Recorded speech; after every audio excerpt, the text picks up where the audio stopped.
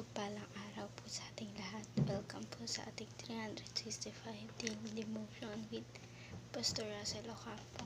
So, ang topic natin for today is ano ang magagawa ng mga babae sa ministry? And may concept po ito na egalitarianism.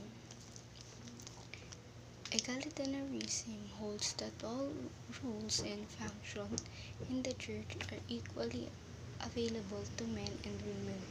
This view emphasizes that in Christ there is neither male nor female, and that all believers are empowered by the Holy Spirit to serve God without gender distinction.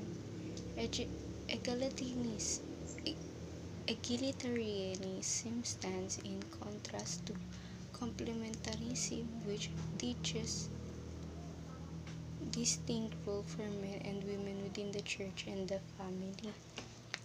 May kita po natin ito sa ang role nitong mga to. At makikita po natin ito sa Luke chapter 8 verse 1 to 3.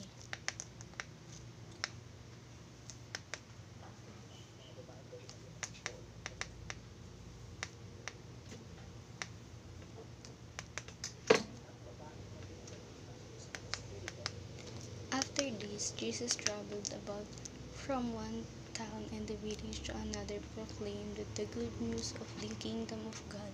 The 12 were with him, and also some women who had been cured of evil spirit and disease.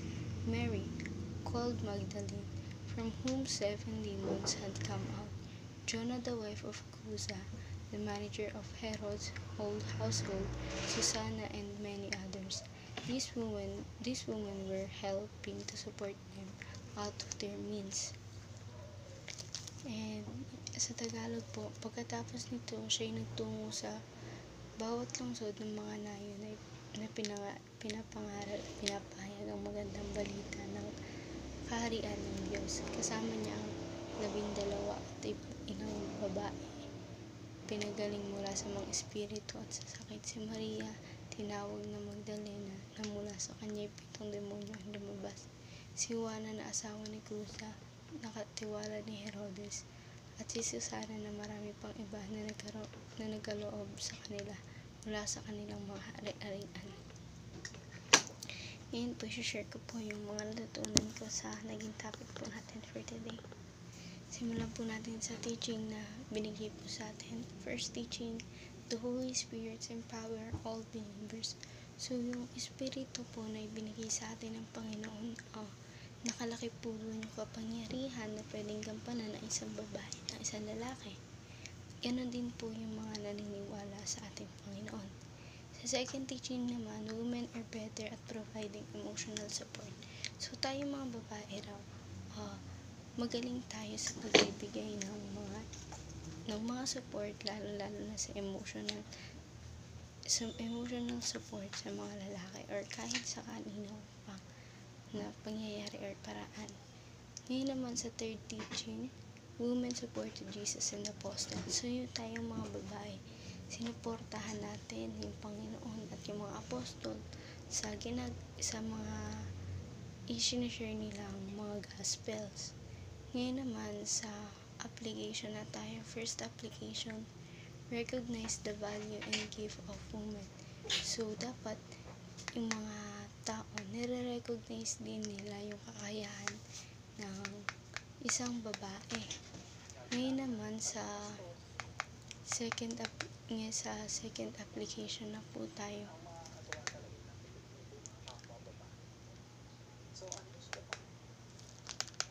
So, sa second application po, unleash the power of women in the ministry. So, wag mo nating pagdadamutan yung isang babae sa paghahawak ng isang ministry. Well, dapat binibigyan din natin sila ng isang kakayahan sa paghawak nun. Ngayon naman sa third application, start complimenting, stop competing. So, ngayon, may mga tao kasi na pinag-compare yung iba't ibang mga babae. So, hindi dapat ginagawa yun. Or kahit na sinong tao, hindi dapat ginagawa yung pagko-compare. So, tigilan natin yung compare and simulan natin yung pagko-compliment sa bawat isang babae, diba? Ngayon naman, punta na po tayo sa discussion. In what ways do men and women compete? How should they complement each other?